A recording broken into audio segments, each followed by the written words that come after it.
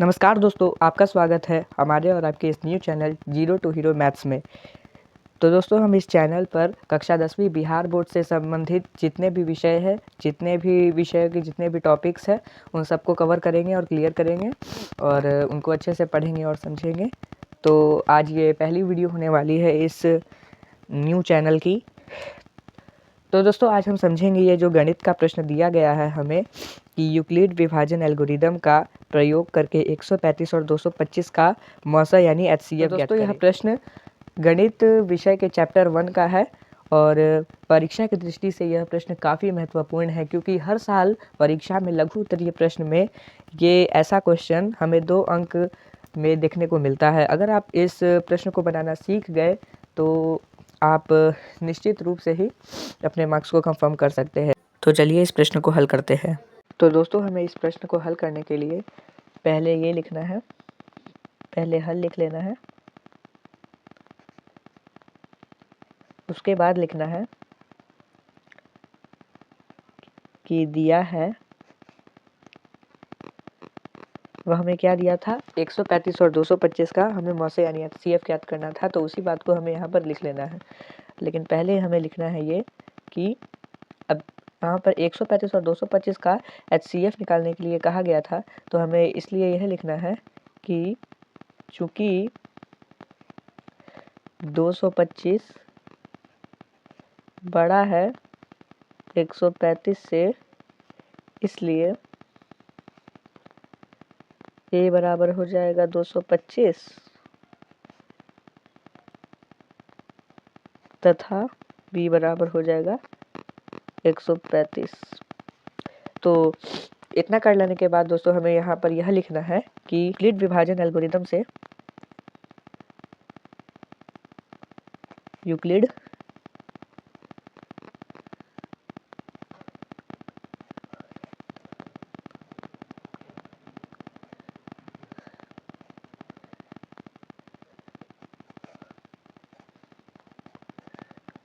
विभाजन एल्गोरिथम से, अब यूक्लिड विभाजन एल्गोरिथम यह क्या बताता है, तो यूक्लिड विभाजन एल्गोरिथम हमें यह बताता है कि भाज्य बराबर भाज्य गुणे भागफल प्लस शेषफल।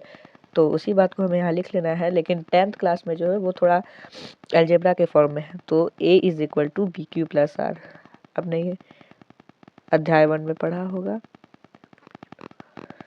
जहाँ 0 हमेशा R यानी शेषफल से हमेशा छोटा होगा या तो शेषफल के बराबर होगा, और जो शेषफल होगा हमेशा भाजक से छोटा होगा।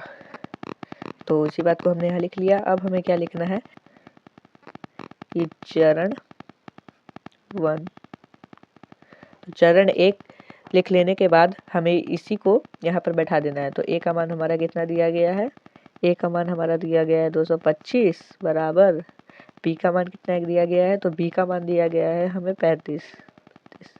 अब हमें दोस्तों Q और R का मान ज्ञात करना है। तो Q और R का मान ज्ञात करने के लिए हमें 135 को 225 से भाग देना होगा। तो 135 को 225 से भाग देने पर ये एक बार में कटेगा, तो 135 हो गया, 5 में से 5 गया 0 बचा, और 12 में से 3 गया 9 बचा शेषफल। तो हमारा जो शेषफल है यानी जो R है वो 90 आया, और जो भागफल है यानी जो Q है वो 1 आया। तो उसी बात को हमें यहाँ पर लिख लेना है। तो दोस्तों, अब हमें Q और R का मान लिख लेना है। तो Q का मान आया था हमारा 1 प्लस 4 का मान यानी R का मान कितना आया था हमारा 90, ने लिख लिया। अब दोस्तों, हमें चरण 2 लिखना है। दोस्तों, हमें यह प्रक्रिया तब तक करते रहना है, यानी चरण हमें तब तक बढ़ाते रहना है जब तक R का मान 0 ना आ जाए। तो अभी R का मान 0 नहीं आया, तो एक चरण हम और बढ़ेंगे। तो अब हमें क्या करना है दोस्तों, ये जो 135 है यानी जो भाजक है वही अब भाज्य बन जाएगा, और जो शेषफल आया है और ये जो 90 शेषफल आया है वो भाजक बन जाएगा। अब फिर से हमें इसमें Q और R का मान ज्ञात करना पड़ेगा। तो देखिए दोस्तों, अब 90 जो है वो भाजक बन चुका है, जो 135 है वो यहाँ आ जाएगा, यानी भाज्य बन जाएगा। तो 90 को अगर हम 135 से देंगे तो ये भी एक बार में ही कटेगा, 5 में से अगर 0 जाएगा तो 5 ही बचेगा, 13 में से 9 गया तो 4 बचेगा। तो हमारा 45 जो है R का मान आ गया, और ये एक Q का मान आ गया। तो अब उसी बात को हमें यहाँ लिख लेना है। तो दोस्तों अब हमें Q और R का मान लिख लेना है। तो Q का मान हमारा आया था 1 और शेषफल यानी R का मान आया था हमारा 45। तो अभी भी R बराबर 0 नहीं आया, तो फिर से हमें इस चरण की प्रक्रिया को दोहरानी पड़ेगी। तो चरण 3, उसके बाद डैश। अब हमें वापस से वही काम करना है, यानी जो भाजक है उसको भाज्य बना देना है और जो शेषफल है उसको भाजक बना देना है। अब हमें फिर से Q और R का मान ज्ञात करना है। तो देखिए दोस्तों, यहाँ पर जो अब 90 है, जो भाजक था वो अब भाज्य बन जाएगा और ये 45 से 90 तो सीधा सीधा 2 बार में कट जाएगा और शेषफल आ जाएगा हमारा 0। तो देखिए दोस्तों, अब R बराबर जो है यानी शेषफल बराबर जो है वो 0 आ चुका है और Q बराबर यानी भागफल बराबर हमारा 2 आ चुका है। तो उसी बात को हमें यहाँ, तो देखिए दोस्तों, हमारा जो भागफल था वो आया था 2 और जो शेषफल था वो आया था 0। तो अब देखिए दोस्तों, यहाँ पर जो है R बराबर यानी हमारा जो शेषफल है वो 0 आ चुका है। तो जब मतलब जैसे ही शेषफल 0 आ जाए तो उस समय जो भाज्य का भाजक होगा, यानी ये जो 45 है, वही 135 और 225 का मसा होगा। तो उसी बात को हमें यहाँ पर लिख लेना है। तो दोस्तों, हमें यहाँ लिखना है कि चूंकि जब R बराबर 0 यानी जब शेषफल हमारा 0 है तब भाजक 45 है, तो इसलिए 135 और 225 का मसा, तो 135 और 225 का मसा भी 45 है।